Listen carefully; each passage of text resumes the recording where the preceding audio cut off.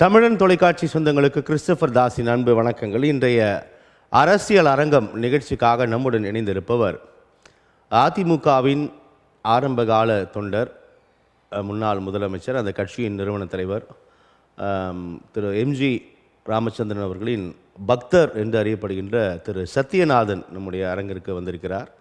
அவரோடு சமகால அரசியல் நிகழ்வுகள், அதிமுகவில் உட்கட்சி விவகாரங்கள், அதன் மீதான கருத்து விமர்சனங்கள், 2026இல் அதிமுக பாஜக கூட்டணி, ஒன்றுபட்ட அதிமுக வேண்டுமென்ற குரல்கள், இப்படியான பல்வேறு விஷயங்கள் நாம் அவரிடம் பேசலாம். சார் வணக்கம். வணக்கம்.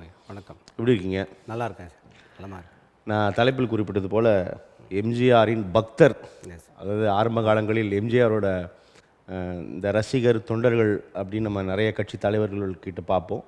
ஆனால் எம்ஜிஆருக்கு மட்டுமே தாங்கள் எம்ஜிஆரின் பக்தர்கள் என்று நிறைய பேர் சொல்கிறத நான் பார்த்துருக்கேன், கேட்டிருக்கேன், படிச்சிருக்கேன். ஸோ அந்தளவுக்கு அவர் ஒரு பெரிய ஈர்ப்பு, அந்த கட்சியை தன்னகத்தை வைத்து கொண்ட ஒரு நபர். இந்த நொடி வரை அந்த பிம்பத்தில் தான் அந்த கட்சி நகர்கிறது என்று சொன்னால் அது மிகை அல்ல. நீங்கள் எம்ஜிஆர் பக்தராக இருந்து கொண்டிருப்பதற்கான என்ன காரணம்? அது ஆரம்ப கால நான் பள்ளி பருவத்திலேயே ஒரு எம்ஜிஆர் படங்களை பார்த்து எம்ஜிஆருடைய ரசிகராக இருந்தேன். நான் 72 கல்லூரியிலே படிக்கின்ற காலத்திலே, அப்பொழுது பியூசி கல்லூரியிலே படிக்கின்ற பொழுது திராவிட முன்னேற்ற கழகத்திலிருந்து எம்ஜிஆரை வெளியேற்றிய நேரம். அப்பொழுது தமிழகத்தில் மிகப்பெரிய ஒரு கிளர்ச்சி, எழுச்சி, ஒரு பெரிய போராட்டம் நடந்தது. அந்த நேரத்தில் எங்கள் கல்லூரியின் சார்பாகவே நாங்கள் ஒரு மிகப்பெரிய போராட்டத்தை நடத்தி எம்ஜிஆர் அவர்களுக்காக ஆதரவான குரல், எம்ஜிஆருக்கு ஆதரவாக அப்போ போராட்டம் நடக்குது. ஆர்ப்பாட்டம் நடக்கிறது. அந்த ஆர்ப்பாட்டம் 72 காலகட்டம், 1972 அக்டோபர் மாதம் நடக்கிறது. அந்த போராட்டத்திலே கலந்து கொண்டு புரட்சித் தலைவர் எம்ஜிஆர் அவர்களுக்காக ஆதரவாக குரல் கொடுத்த தருணம். அன்று முதல் புரட்சித் தலைவர் எம்ஜிஆரினுடைய ரசிகனாக இருந்தவர் தொண்டராக மாறினேன். தொண்டராக பயணிக்க ஆரம்பித்தேன். அவர் கட்சி ஆரம்பித்த பொழுது அவருடன் அந்த கட்சியிலேயே பயணிக்க ஆரம்பித்து 1977 தேர்தலிலே அந்த தேர்தல் ஏஜெண்ட்டாக பணியாற்றினேன். அனைத்து இந்திய அண்ணா திராவிட முன்னேற்ற கழகத்தினுடைய கிளை கழகத்தின் சார்பாக அந்த தேர்தல் ஏஜெண்ட்டாக பணியாற்றினேன். முதல் தேர்தல் அன்று முதல் இன்று வரை என்னுடைய பகுதியில் நடைபெறுகின்ற தேர்தல் அனைத்திலுமே தேர்தல் பணிகளை ஆற்றுவதில் பணியாற்றி வருகின்றேன். அப்படி எம்ஜிஆருடைய தொண்டனாக இருந்த நான் 1987 தலைவர் மறைவுக்கு பிறகு எம்ஜிஆருடைய பக்தராக மாறினோம். ஏனென்றால் எம்ஜிஆருடைய பிறந்தநாள், எம்ஜிஆருடைய நினைவு நாள், அன்றைய தினங்களில் ஏழை எளியோர்களுக்கு அன்னதானம் வழங்குவது, வேட்டி சாலைகள் வழங்குவது என பல நிகழ்ச்சிகளை தொடர்ந்து நடத்தி கொண்டு வருகின்றோம். கடந்த தலைவர் மறைந்து 38 ஆண்டுகள் ஆனாலும் இன்றும் தலைவருக்காக அந்த நிகழ்வுகளை தொடர்ந்து நடத்தி வருகின்றோம். அப்படித்தான் நாங்கள் எம்ஜிஆர் பக்தராக மாறினோம். அதில் நானும் ஒருவன். இப்படித்தான் என்னுடைய தலைவரோட தொடர்பு இருந்து கொண்டிருக்கின்றது. அதாவது இருந்தால் தலைவன், இல்லையில் இறைவன் என்று சொல்வார்கள். அந்த வாய்ப்பு கிடைக்கப்பெற்றவர்கள் ரொம்ப அரிதானவர்கள் தான். அதில் முதன்மையானவர் எம்ஜிஆர் என்று சொன்னால் அது மிக இல்லை. நீங்கள் அதை ரொம்ப கூர்ந்து பார்த்துருப்பீங்க. 72 அவர் திமுகவிலிருந்து விலக்கப்பட்டதை தொடர்ந்து ஒரு பெரிய எழுச்சி நடைபெற்றதுன்னு சொன்னீங்க. அப்போதைய அந்த அரசியல் களம் எப்படி இருந்துச்சு உங்களுடைய பார்வையில்? ஏன்னா நீங்கள் ஒரு இளைஞராக அதை பார்க்குறீங்க.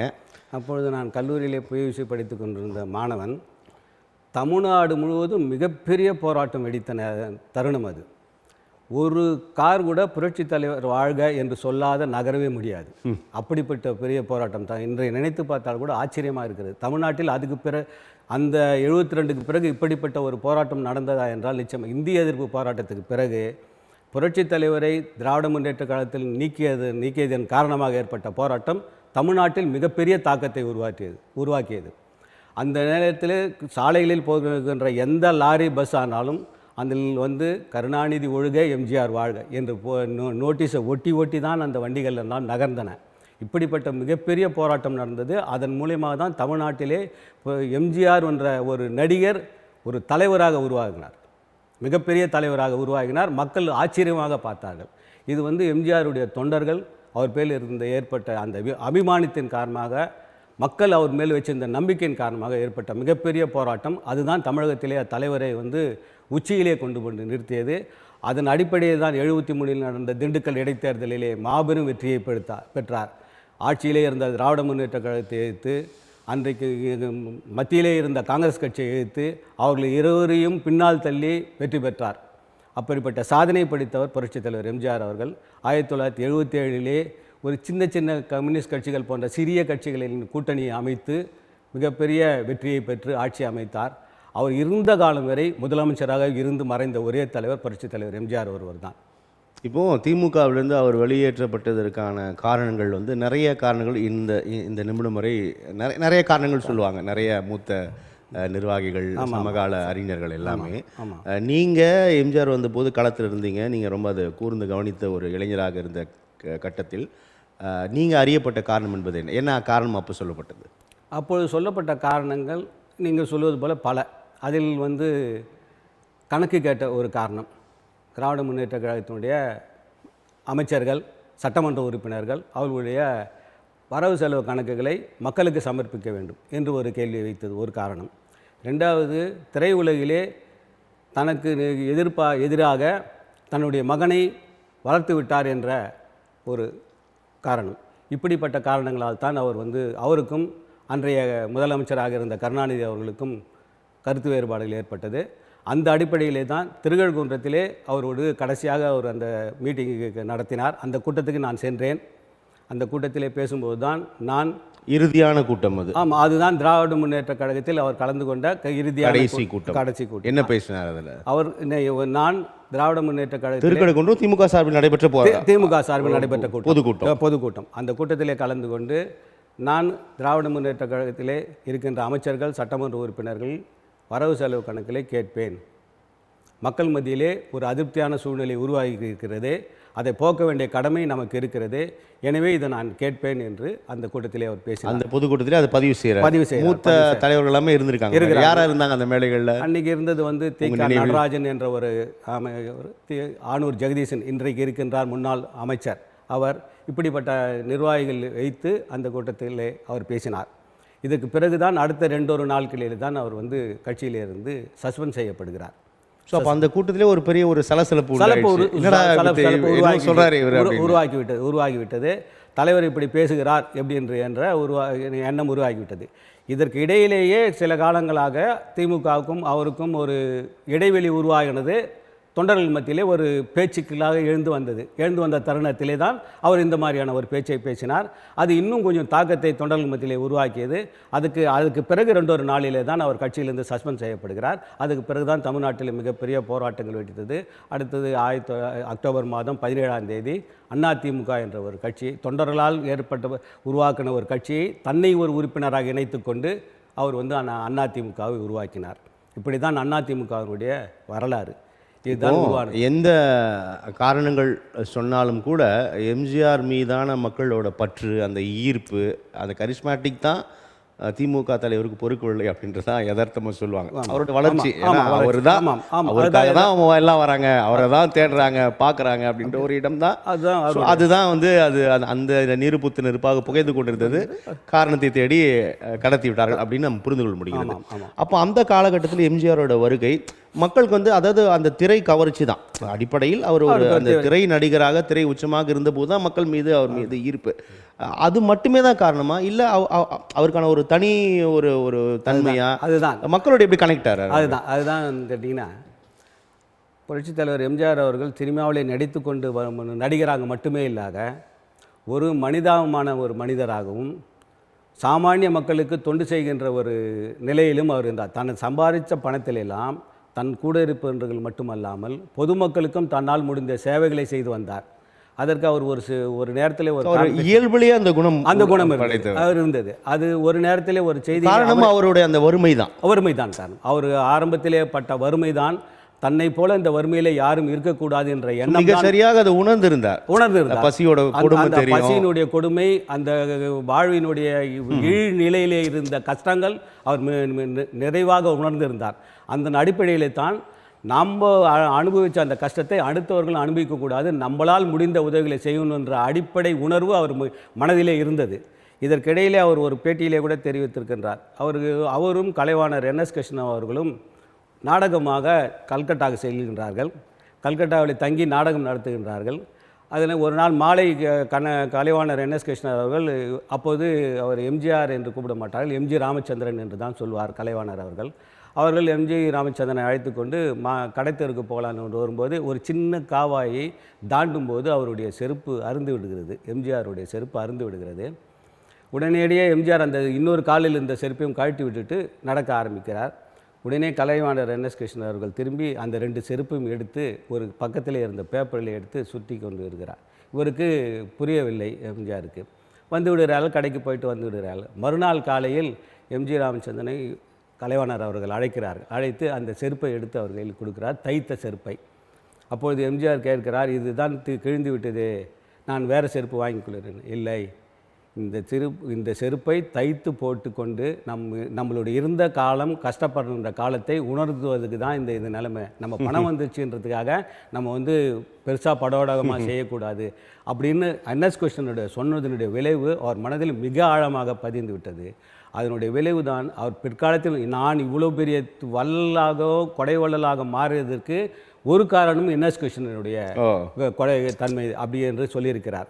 அதனுடைய அடிப்படையில் தான் புரட்சித் தலைவர் அவர்களுக்கு ஆழ் மனதிலேயே அடுத்தவர்களுக்கு உதவி வேண்டும் என்ற எண்ணங்கள் இருந்தது. அந்த அடிப்படையிலேயே அவர் திரை நட்சத்திரத்தில் உயர்ந்து வந்தாலும் சைமல்டேனியஸாக அவர் வந்து ஒரு கொடைத்தன்மையிலே மக்கள் மத்தியிலே ஒரு நல்ல எண்ணத்தை உருவாக்கி வந்தார். யாருக்கு கேட்டாலும் உதவி என்று கேட்கின்ற யாருமே அவர் வந்து தட்டாமல் உதவி செய்து வந்தார். அதுவும் அவரை வந்து உயர்த்தி வந்தது. இதுதான் வந்து ஒரு தலைவனுக்கான தகுதி என்பதை வளர்த்து கொண்டார். அந்த தகுதியை வளர்த்து கொண்டார். அந்த தகுதி தான் அவரை வந்து மிக உச்சமான நிலைமை கொண்டு வந்தது.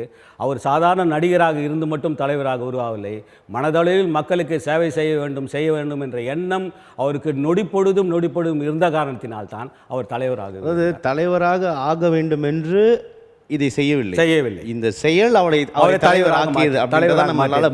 மாற்றியது. ஆமாம். அப்போ அந்த ஒரு திரையோட உச்சபட்ச நடிகர் ரொம்ப இயல்பில் ரொம்ப மென்மையான ஒரு நபராக இருக்கிறார், அருமையான ஒரு மனிதராக இருக்கிறார். அப்போ அது அரசியலுக்குள்ளே வராரு.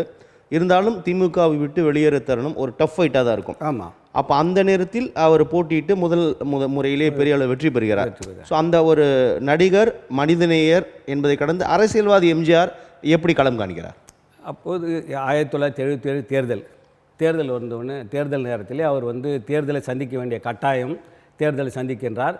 தேர்தலை சந்திக்கும் போது அவருக்கு அப்போதெல்லாம் பார்த்திங்கன்னா கட்சியிலே வந்து பெரிய அமைப்பு கிடையாது, ஒரு கட்டமைப்பு கிடையாது.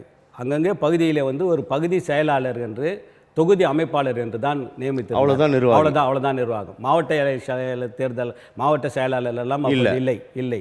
அந்த தொகுதி பொறுப்பாளர், தொகுதி அமைப்பாளர், அப்போ பேர் அவங்களுக்கு தொகுதி அமைப்பாளர்.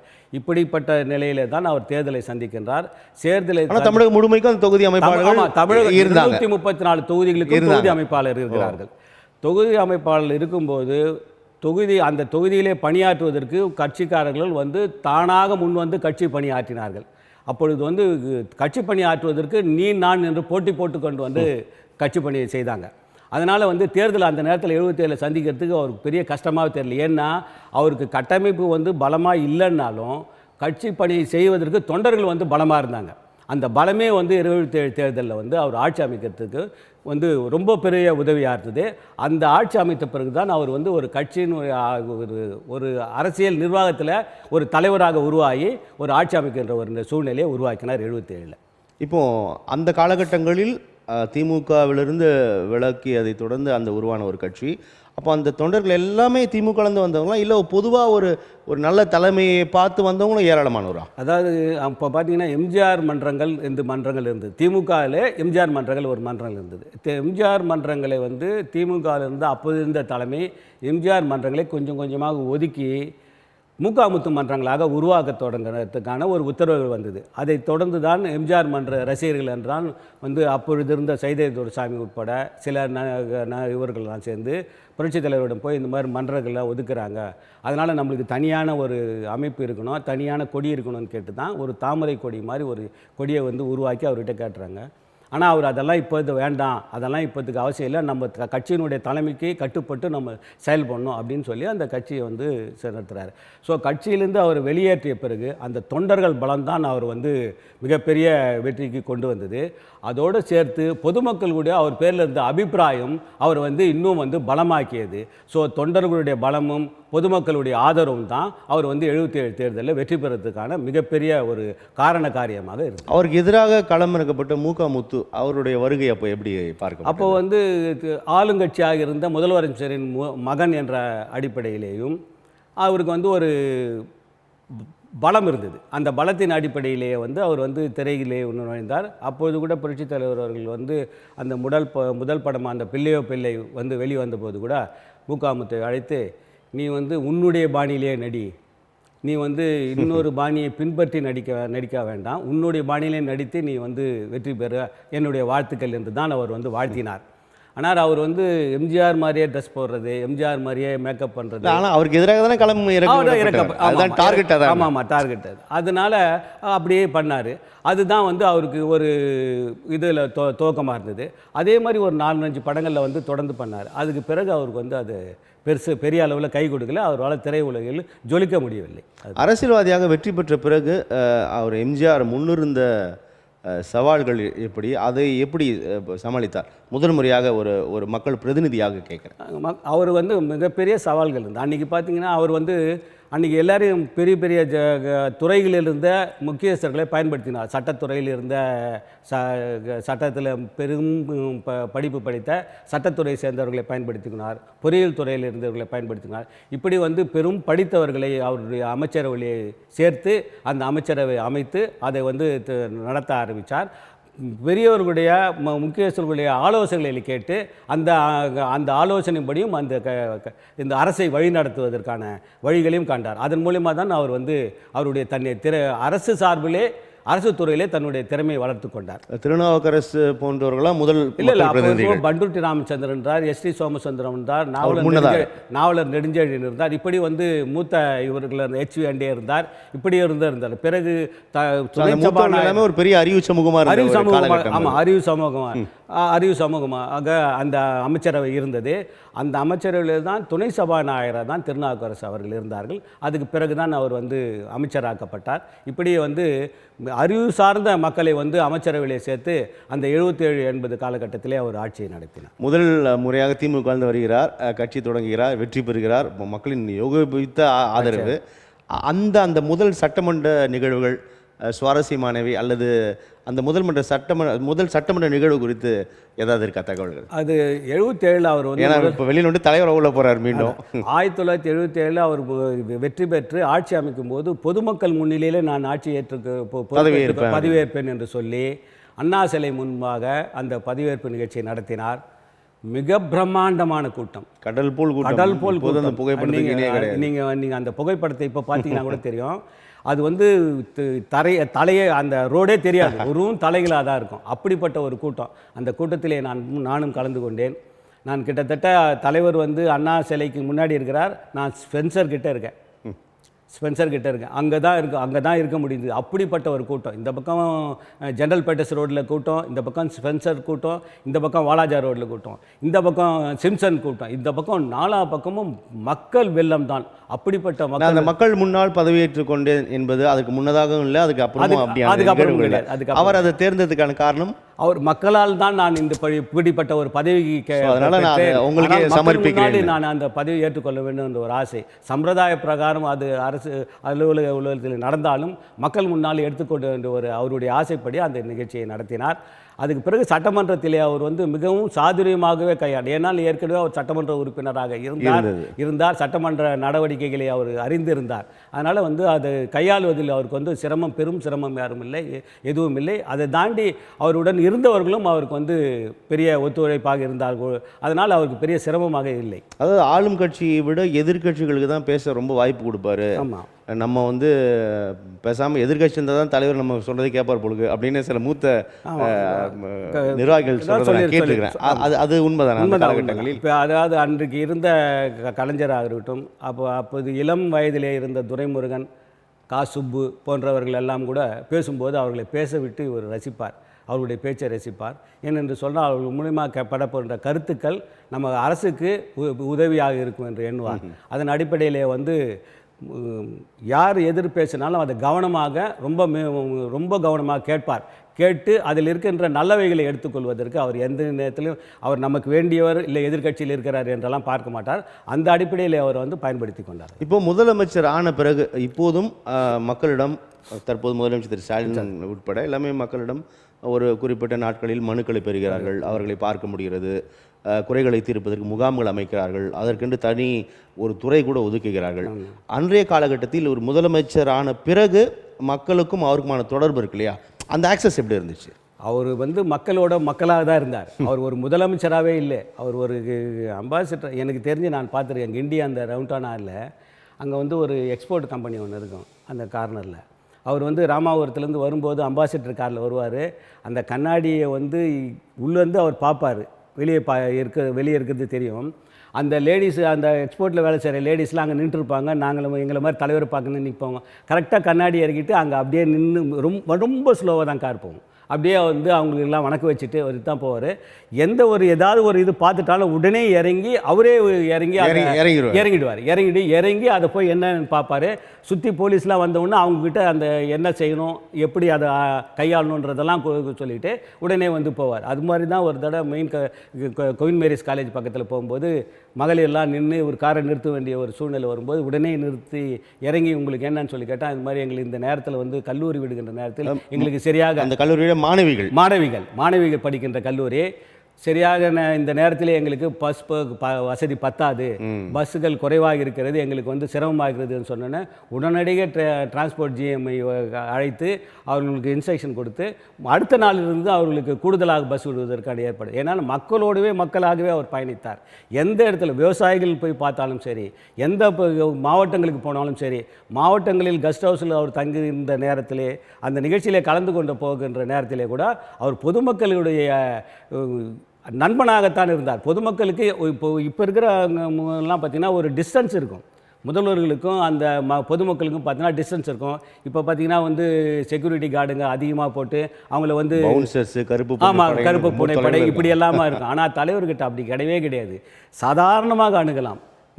அவர் உடனே வந்து அவரை வந்து கிட்ட வந்து நின்று ஏதுன்னு பேசி அதை கேட்டு இருக்கிற இது வந்து இன்றைக்கி நினச்சி பார்த்தா கூட ஆச்சரியமாக இருக்கும். அந்த மாதிரியான ஒரு தலைவரை இன்றைக்கி யாரும் இனி பார்க்கவே முடியும். இனிமேலும் வருவாரா இனி பார்க்கவே சந்தேகம் தான். இப்போ அந்த சட்டமன்றம் முதல் முறை முதலமைச்சராக பொறுப்பேற்கிறார். இருப்பினும் அந்த எதிர்க்கட்சியோட செயல்பாடு, குறிப்பாக எந்த விதமான நெருக்கடிகள் அந்த முதல் ஆட்சி காலத்தில் உருவானது, அதை எப்படி அவர் எதிர்கொண்டார்? எவ்வளவு மக்கள் நல திட்டங்களில் கவனம் செலுத்தினாலும் எதிர்க்கட்சிகளோட கோரிக்கைகள் குறைகள் இருக்கும் அல்லவா, அந்த அடிப்படையில் கேட்க பல பிரச்சனைகளை உருவாக்கினார்கள். அன்றைய திமுக எதிர்க்கட்சி தலைவர் வந்து பல பிரச்சனைகள் உருவாக்கினார். அதையெல்லாம் சாதுரியமாக அவருடைய பேச்சிலே வந்து கையாண்டார், அவருடைய நடவடிக்கைகளை கையாண்டார். அந்த இடையிலே தான் வந்து 80 வந்து பாராளுமன்ற தேர்தல் வந்தபோது பாராளுமன்ற தேர்தலிலே அவர் வந்து தோற்க வேண்டிய சூழ்நிலை வந்தது. 2 தடங்களில் வந்தால் வெற்றி பெறுகிறார். அதன் மூலமாக அன்றைக்கு இருந்த காங்கிரஸ் கட்சியோட தொடர்பில் இந்திரா காந்தி அவர்கள் கூட தொடர்பு கொண்ட கருணாநிதி அவர்கள் எம்ஜிஆர் அவர்கள் மக்களுடைய செல்வாக்கை இழந்து விட்டார், அதனால் அவருடைய ஆட்சியை கலைக்கணும் என்ற கோரிக்கை வைக்கிறார். அதன் அடிப்படையிலே வந்து ஆட்சி கலைக்கப்படுகிறது. ஆட்சியை கலைக்கப்படும் போது கூட அவர் வந்து வருத்தப்படவே இல்லை. பாயசம் குடித்து சந்தோஷமாக தான் இருந்தார். மீண்டும் பெரும் வெற்றி பெறுகிறார். அடுத்த 6 மாதத்திலே தேர்தல் நடக்கிறது. அந்த தேர்தலிலே வந்து தமிழ்நாடு முழுவதும் அவர் கேட்ட ஒரே கேள்வி, நான் என்ன தவறு செய்தேன், என்னை எதற்காக என்னுடைய ஆட்சி கலைக்கப்பட்டது, மக்களே நீங்கள் தான் நீதி சொல்ல வேண்டும் என்று கேட்டார். நான் அப்பொழுது வந்து சென்னையிலே ஒரு நிறுவனத்திலே பணிபுரிந்து கொண்டிருந்த நேரம், இரவு பணி முடித்துவிட்டு 1 மணிக்கு நான் ரயில்வே ஸ்டேஷனுக்கு, கோடம்பாக்கம் ரயில்வே ஸ்டேஷன் போவதற்காக என் நண்பரோட சைக்கிளில் போயிட்டுருக்கேன். அப்போது இதில் வள்ளுவர் கோட்டத்துக்கிட்ட போஸ்டர் வந்து தமிழக முதல்வராக பொறுப்பேற்கும் கலைஞர் அவர்களுக்கு வாழ்த்துக்கள் என்று போஸ்டர் ஒட்டி கொண்டிருக்கிறார்கள். மறுநாள் காலையில் 8 மணிக்கு ஓட்டு எண்ணிக்கை நடைபெற இருக்கின்றது. திமுக ஆட்சி பிடித்துவிடும், கலைஞர் முதல்வராகி விடுவார் என்ற அதீத நம்பிக்கையிலேயே போஸ்டர்கள் எல்லாம் ஒட்டப்பட்டன. ஆனால் மறுநாள் காலையிலே தேர்தல் முடிவுகள் அப்படியே தலைகீழாக இருந்தது.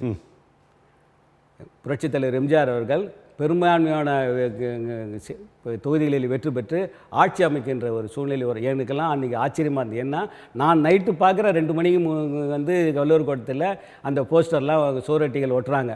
நாளைக்கு தமிழக முதல்வராக பொறுப்பேற்க இருக்கும் கலைஞர் அவர்களுக்கு வாழ்த்துக்கள் அப்படின்னு சொல்லி போஸ்டர் ஓட்டுறாங்க. ஆனால் தேர்தல் முடிவுகள் வந்து வேறு மாதிரியாக இருந்தது.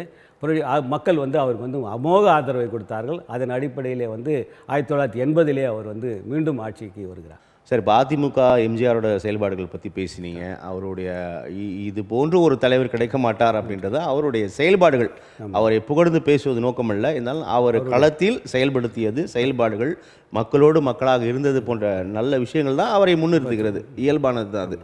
நம்ம இப்போ அப்படியே தற்போது அரசியல் களத்துக்கு வரும்போது அந்த அதிமுக, எம்ஜிஆரால் தொடங்கப்பட்ட அதிமுக தற்போது கடுமையான விமர்சனங்கள், கருத்து மோதல்கள், உட்கட்சி பூசல்கள் அப்படின்னு நிறைய விஷயங்கள் அதிமுக மீது தொடர்கிறது. இது அந்த கட்சி மீதான ஒரு கூடுதல் கவனத்திலும் அந்த கட்சி மீதான நன்மதிப்பில் கூட நிறைய பேர் கருத்துக்களை முன்வைக்கிறார்கள். ஏன் இப்படி இருக்கிறீர்கள் அப்படின்னு. ஆனால் பொதுவாக பார்க்கப்படுகின்ற விஷயம் என்பது வேறு. நீங்கள் ஒரு எம்ஜிஆரோட பக்தர், இவ்வளவு நீண்ட பயணங்களை உங்களுடன் வைத்திருக்கக்கூடிய நபர்கள்லாம் இப்போ இந்த அதிமுக எப்படி பார்க்குறீங்க? என்ன பிரச்சனை? எது பண்ணால் சரியாகும்னு நினைக்கிறீங்க? கட்சியை பொறுத்த வரைக்கும் இன்றைக்கி ரொம்ப ஒரு மோசமான சூழ்நிலையிலே நோக்கி போய் கொண்டு இருக்குது. அதில் வந்து எந்த மாற்று கருத்தும் கிடையாது. கட்சி வந்து நம்ம 2026 ஆட்சி பிடிச்சிடுவோம், நம்ம தான் ஆட்சி அமைப்போன்ற ஒரு எண்ணத்தில் வந்து இன்றைக்கி இருக்கிற நிர்வாகிகள் பேசுகிறாங்க. ஆனால் கள நிலவரம் அப்படி இல்லை. கள நிலவரம் பார்க்கும்போது அதிமுக ஒரு கஷ்டமான சூழ்நிலை தான் நோக்கி சூழ்நிலையில் தான் இருக்குது. அதுதான் உண்மை. அதுக்கு ஒரே ஒரு வழி என்னன்னு கேட்டிங்கன்னா, கட்சி வந்து மக்கள் மத்தியில் ஒரு தொண்டர்கள் மத்தியில் ஒரு சோர்வு இருக்குது. தொண்டர்கள் மத்தியில் ஒரு சோர்வு இருக்குது ஒன்று. மக்கள் மத்தியில் ஒரு எண்ணம் இருக்குதுன்னு சொன்னிங்கன்னா, என்னன்னு கேட்டிங்கன்னா, கட்சி வந்து பிளவுபட்டிருக்கு அப்படின்ற எண்ணம் வந்து மக்கள் மனதில் ஊன்றுச்சு. அது 2016 அந்த அம்மாவோட இறப்புக்கு பிறகு கட்சியில் வந்து பிரச்சனைகள் ஏற்பட்டு கட்சி பிரிய ஆரம்பித்த பிறகு இல்லை, அதையெல்லாம் இபிஎஸ் ஒருங்கிணைக்கலையா? இந்த பிளவுபட்டு இருக்குது அப்படின்றது உண்மைதானா? ஏன்னா இபிஎஸ் அதை ஒருங்கிணைத்தார், பிரதான எதிர்க்கட்சியாக அமர வைத்திருக்கிறார்.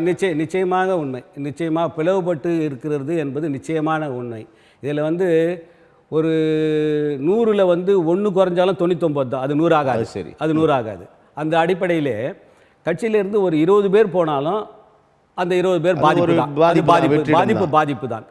அந்த அடிப்படையிலே தான் நம்ம இந்த பிளவுடைய ஒரே வந்து நம்ம புரிஞ்சுக்கிறதுக்கு ஒரே வழி என்னன்னா, தொடர்ந்து நடைபெற்ற அனைத்து தேர்தல்களில் நம்ம வந்து அதிமுக தோல்வியுற்றது.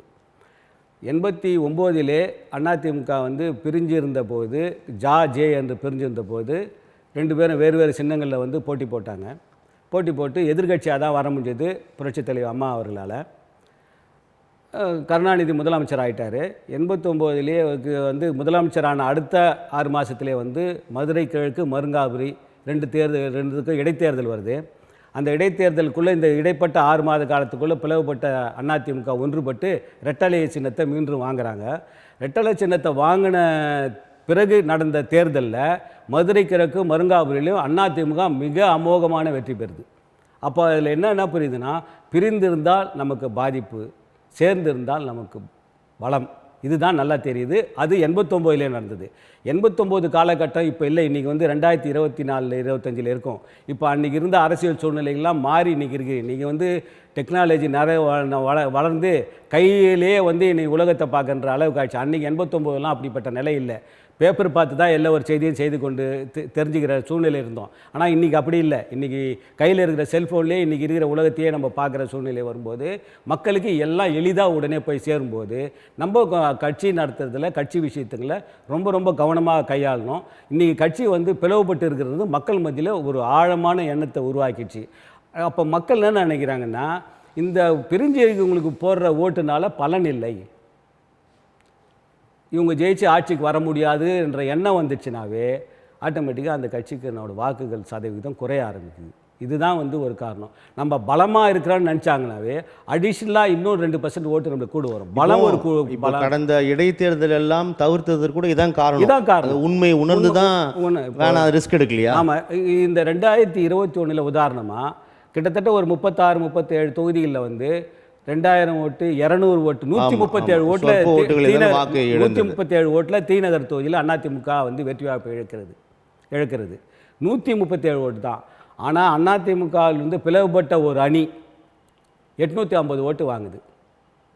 ஸோ அந்த 850 ஓட்டு அதிமுக ஓட்டு, முழுக்க முழுக்க அதிமுக ஓட்டு. அந்த 850 ஓட்டு இந்த பக்கம் இருந்ததுன்னா அங்கே வெற்றி பெற்றிருக்கோம். 18க்கும் மேற்பட்ட தொகுதிகளில் கூட டிடிவி தினகரன் ஆமாம், அது டிடிவி தினகரன் ஆதரவாளர்களால் கிட்டத்தட்ட ஒரு 18-19 தொகுதியில் வந்து அதிமுக வெற்றி வாய்ப்பு நிச்சயமாக கிடைக்கிறது. அதை தாண்டி ஒற்றுமையாக இருந்திருந்தால் மக்கள் மத்தியில் அந்த ஒரு எண்ணம், ஒற்றுமையாக இருக்கிறாங்கன்ற எண்ணம் இருந்தாவே மக்கள் வந்து அதுக்கு வாக்களிக்கிறதுக்கான வாய்ப்புகள் அதிகமாக இருந்திருக்கும். அந்த அடிப்படையில் 2-3% வாக்குகள் கூடியிருந்தாவே 21 அதிமுக ஆட்சியை அமைத்து இருக்கும். அந்த வாய்ப்பை அன்றைக்கு இருந்த நிர்வாகிகள், முக்கியஸ்தர்கள் தவறவிட்டார்கள். தவறவிட்டதனுடைய விளைவுதான் தமிழ்நாட்டுக்கு மிகப்பெரிய சாபக்கேடாக திராவிட முன்னேற்ற கழகம் ஆட்சி அமைக்க வேண்டிய சூழ்நிலை உருவாகியது. அதன் அடிப்படையிலே தான் இந்த 4 வருட காலமாக தமிழக மக்களும் அதிமுக தொண்டர்களும் மிகப்பெரிய கஷ்டத்திலே இருந்து கொண்டிருக்கிறார்கள். இந்த நிலை நீடித்தால் 2026 தமிழக மக்களுக்கு மிகப்பெரிய இன்னல்கள் உருவாகும். அதை களைய வேண்டிய ஒரே பொறுப்பு அதிமுக இருக்கிறது. அதை என்ன செய்யணும்னா, ஒன்றுபட்ட அதிமுக உருவாக்கணும். 5-2-10 பிரிஞ்சு இருந்தால் அது 10 ஆகாது. 5 அந்த 5-2 ஒன்றா சேர்ந்தால் 10 ஆகும். அந்த 10 சேர்க்கறதுக்கான நடவடிக்கை இப்போ இருக்கிற தலைமை உருவாக்கி 2026 தேர்தலில் சந்திச்சாங்கன்னா அதிமுக நிச்சயமாக வெற்றி பெற்று ஆட்சி அமைக்கும். 21 சட்டமன்ற தேர்தல் முடிஞ்சு திமுக ஆட்சிக்கு வந்தபோதே இந்த ஒழிக்க தொடங்கிருச்சு. ஆனால் நம்ம பேசும் இந்த நொடி வரை இபிஎஸ் ரொம்ப உறுதியாக இருக்கிறாரு. அதான் அதுக்கு காரணம் வந்து பல காரணங்கள் சொல்லப்படுது. கட்சி வந்து பிரிஞ்சிருக்கிற அவங்களும் வந்து இவருக்கு சமமாக இருந்த தலைவர்களாக இருந்தவர்கள். இப்போ பிரிஞ்சிருக்கிறவங்களாம், அது ஓபிஎஸ்ஸாக இருந்தாலும் சரி, சசிகலாவாக இருந்தாலும் சரி, தினகரனாக இருந்தாலும் சரி, இல்லை கேசி பழனிசாமியாக இருந்தாலும் சரி, இவர்களெல்லாம் வந்து சம தலைவர்களாக இருந்தார்கள். அவர்களெல்லாம் சேர்ந்தால் அந்த கட்சிக்கு வந்து நாளைக்கு தலைமைக்கு நெருக்கடி வருமோ என்ற ஒரு அச்சம் அவருக்கு இருக்கலாம். ஆனால் இப்போ இருக்கின்ற யாருமே அப்படி நினைக்கலை. ஏன்னா எல்லாரும் என்ன நினைக்கிறாங்கன்னா, அதிமுக ஒன்றா இருக்கணும், அதிமுக ஆட்சி அமைக்கணும். புரட்சித் தலைவர் எம்ஜிஆருடைய கட்சி தமிழ்நாட்டு மக்களுக்கு சேவை செய்கிறதுக்கு ஆட்சியில் இருக்கணும். அது மட்டும்தான் எல்லாரும் நினைக்கிறாங்க. அவருடைய தலைமைக்கு எந்த விதத்துலையும் வந்து பங்கம் வராது. அதே போல் மற்ற நிர்வாகிகளை ஒன்று கூடி பேசி ஒரு சமரச உடன்பாடுக்கு வந்தால் தமிழகத்தில் 2024 எடப்பாடி தலைமையிலேயே தேர்தலை சந்தித்து அவரே முதல்வர் ஆவதற்கு பிரகாசமான வாய்ப்பு இருக்குது. இல்லை, இப்போ 10-11 மாதங்கள் தான் இருக்குது சட்டமன்ற தேர்தல் வருவதற்கு. ஆனால் இன்று வரை ஒரு சுமூக உடன்பாடு ஏற்படவில்லை. இன்னொரு விஷயம், ஓபிஎஸ் வந்து அதிமுகவோட சேர்த்தா அவர் வந்து பாஜகவோடு கூட்டணி போகணுன்ற உறுதியாக இருக்கார் ஓபிஎஸ். அது ஒரு காரணமெல்லாம் சொல்லப்பட்டது. ஆனால் இப்போ அதிமுக பிஜேபி கூட்டணி முடிவாயிடுச்சு. அப்போ அந்த சிக்கலும் இல்லை. இருப்பினும் இபிஎஸ் வந்து பிடிவாதமாக இருக்கிறார் அப்படின்ற இடத்தை எப்படி பார்க்கறது, எப்படி புரிஞ்சுக்கிறது? அதுதான் வந்து இப்போ இருக்கிற மிகப்பெரிய சிக்கலான சூழ்நிலை. இந்த சிக்கலுக்கு வந்து முன்னணி தலைவர்கள் தான் வந்து ஏற்கனவே ஒரு 6 முன்னணி நிர்வாகிகள்லாம் வந்து அவரை சந்தித்து இது சம்மந்தமாக பேசியிருக்காங்க. ஆனாலும் அதில் வந்து எந்த விதமான ஒரு சமரச உடன்பாடும் ஏற்படலை. அது வந்து ஒரு தொய்வை தான் ஏற்படுத்தியிருக்கு. இப்போ மேற்கொண்டு இரட்டை இலை சின்னம் சம்பந்தமான வழக்கு வந்து தேர்தல் ஆணையத்துக்கிட்ட இருக்குது. அந்த தேர்தல் ஆணையம் வந்து எந்த ஒரு முடிவு எடுக்கும் என்று தெரியவில்லை. இதுக்கு முன்னாடி தேர்தல் ஆணையம் முடிவெடுக்கிறதுக்கு முன்னாடி இன்னொரு கட்சி நம்ம சேர்த்து வைக்கிறதுக்கு முன்னாடி நம்மளே ஒன்று சேர்ந்துட்டோம்னா மிகப்பெரிய பலம். அந்த பலமே நம்ம வந்து ஆட்சி கட்டிலையில் அமர வைக்கிறதுக்கு வாய்ப்பாக இருக்கும். இப்போ ஓபிஎஸ் அவங்க திருமதி சசிகலா, டிடிவி தினகரன் உள்ளிட்டோர்கள் பல ஆண்டுகளாக இந்த நெருக்கடியில் இருக்கிறார்கள். ஆனால் சமீபத்தில் கூட செங்கோட்டையன் முன்னாள் அமைச்சர், மூத்த தலைவர், அவரும் இந்த கருத்தை வலியுறுத்தினார். கடுமையான எதிர்ப்புகளாக கூட பதிவு செய்தார். ஆனால் ஒன்றும் சரி வரல அப்படின்னு மீண்டும் ஒரு சுமூகமான மோடில் இருக்கார். அவர் மீது நிறைய கருத்துக்களாக முன்வைக்கப்பட்டது. ஆனால் அவர் மீண்டும் அந்த அதிமுக தான் இருக்கார். இருந்தாலும் ஒன்றுபட்ட அதிமுக வேண்டும் என்பதில் உறுதியாக அவர் சமீபத்தில் உள்ள நெருக்கமாக இருக்கக்கூடியவரும் அதே கருத்தை பதிவு செய்கிறார். அந்த கருத்தும் இபிஎஸ் ஏற்றுக்கொள்ளவில்லை, இந்த நொடி வரைக்கும் ஏற்றுக்கொள்ளன்றதான் பார்க்கிறோம். இது அப்போ வேறு எந்தெந்த வடிவங்களில் இந்த முயற்சிகள் முன்னெடுக்க நிச்சயமாக ஏற்றுக்கொள்ள வேண்டிய சூழ்நிலை வரும். ஏற்றுக்கொள்வார். அவர் அதை புரிந்து கொண்டு இந்த வருங்காலங்களே ஏற்றுக்கொண்டு எல்லாரும் ஒன்றா சேர்ந்து இந்த தேர்தலை சந்திக்க வேண்டிய காலம் நிச்சயமாக 2027 வரும்.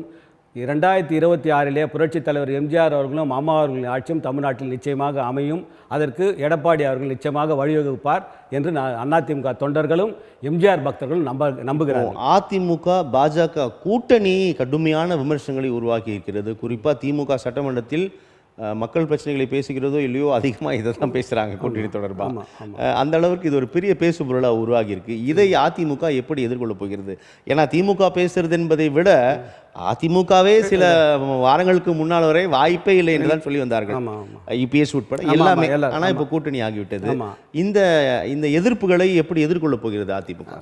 இது வந்து கல நிலவரத்தை பார்க்கும்போது நம்ம திமுகவை தமிழக அரசியல் ஆட்சி கட்டிலிருந்து விலக்க வேண்டும். அதற்கு நமக்கு ஒரு பலமான கூட்டணி அமைக்க வேண்டும். இன்றைக்கு புதுதாக விஜய் ஒரு கட்சி ஆரம்பித்திருக்கிறார்.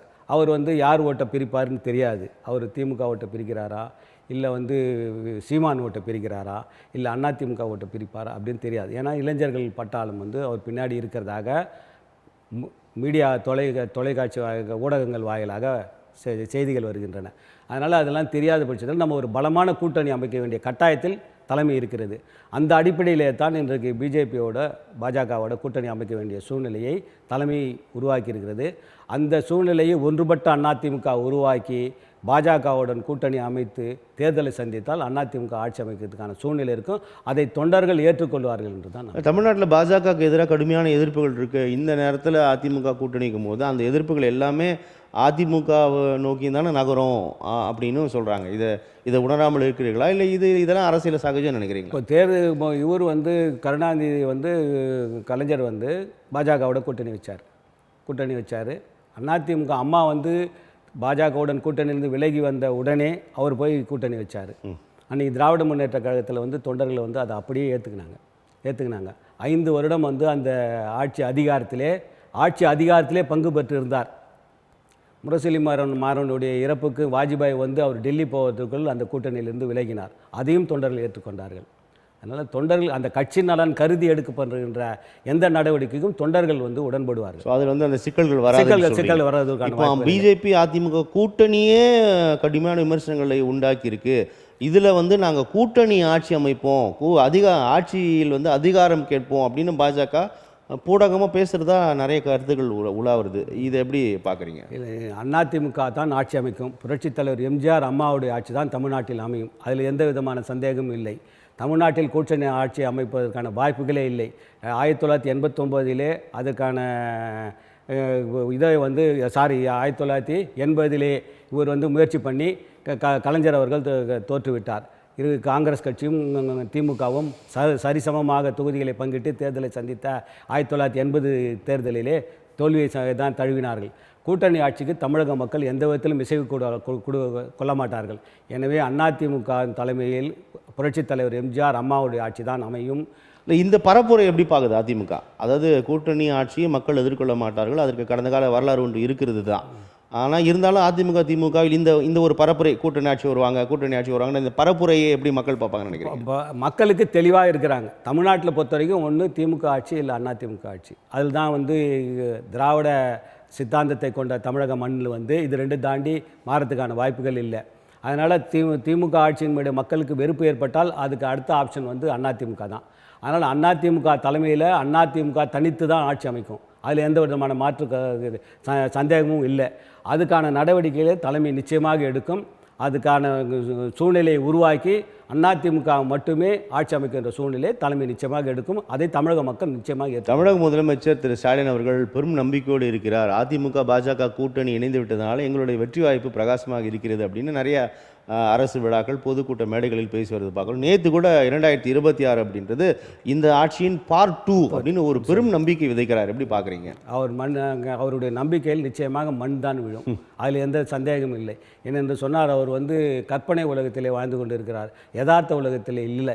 யதார்த்த உலகத்திலே வந்து தமிழக மக்கள் படுகின்ற அவதி, தினம் கொலை, கொள்ளை, கஞ்சா, இப்படி சட்ட ஒழுங்கு சீர்கேடு, இப்படியான சூழ்நிலையிலே மக்கள் ரொம்ப வருத்தத்திலும் கோபத்திலும் இருக்கிறாங்க. ஆனால் அவங்களுக்கு வந்து ஒரு அதிமுக இப்படி ஒரு மந்தமான நிலையில் இருக்குதே, பிரிந்திருக்கிறதே என்ற வருத்தமும் மக்கள் மத்தியில் இருக்கிறது. அதை போக்கி அதிமுக ஒன்றுபட்டாலே மக்கள் எழுச்சியுடன் அதிமுக வாக்களிப்பார்கள். அதிமுக நிச்சயமாக ஆட்சி அமைக்கும். பாஜக மாநில உரிமைகளுக்கு எதிராக செயல்பட்டு வருகிறது. மாநில உரிமைகளை மீட்டெடுப்பது தான் எங்களுடைய முதல் முழக்கமாக இருக்கிறது அப்படின்னு திமுக தொடர்ந்து பேசிட்டு இருக்குது. மட்டுமல்லாது போராட்டங்கள், ஆர்ப்பாட்டங்கள், நீட்டு, கச்சத்தீவு போன்ற பல விவகாரங்களை தற்போது ஒரு பெரிய விவாத பொருளாக உருவாகி இருக்கிறது. உருவாக்கியுள்ளது திமுக. எப்படி பார்க்குறீங்க? அவங்க இப்போ இப்படி தமிழ்நாட்டு அரசியலை எப்படி கட்டமைக்க விரும்புகிறாங்கன்னா, திமுக திராவிடத்துக்கும் சனாதனத்துக்கும் எதிர்வான ஒரு போராக வந்து நினைக்கிறாங்க. ஆனால் அது அல்ல. தமிழ் மண் வந்து திராவிட மண். அதனால் தமிழ்நாட்டில் வந்து அந்த சனாதனத்துக்கான வாய்ப்புகள் இல்லை. ஆனால் அந்த அமைப்பை உருவாக்கினால் மக்கள் மட்டும் ஆட்டோமேட்டிக்காக நம்மளுக்கு வந்து ஓட்டு போட்டுருவாங்க, அப்படின்ற வாக்களிச்சிடுவாங்க அப்படின்ற ஒரு எண்ணத்தில் தான் வந்து திமுக அதை கட்டமைக்க முயல்கிறார்கள். ஆனால் அது இல்லை. தமிழ்நாட்டு மக்களுடைய நலனிலும் மாநில நலனிலும் திமுகவுக்கு எந்த அளவுக்கு அக்கறை இருக்கோ அதை விட ஒரு படி மேலாகவே அதிமுகவுக்கு அக்கறை இருக்கிறது. அதை நோக்கி தான் அதிமுகவும் பயணித்துக்கொண்டு. அதுதான் நீங்கள் பாஜகவோட அதிமுக கூட்டணி வச்ச உடனே முதலமைச்சர் என்ன சொல்கிறாருன்னா, அப்போ நீட் வந்து நீங்கள் கூட்டணி இருக்கிறீங்க, அதை பேசி சரி பண்ணிடுங்க, நீங்கள் தான் கூட்டணி போயிட்டீங்களே அப்படின்னு ஒரு ஆளும் கட்சி எதிர்க்கட்சியை நோக்கி கோரிக்கை வைக்குது.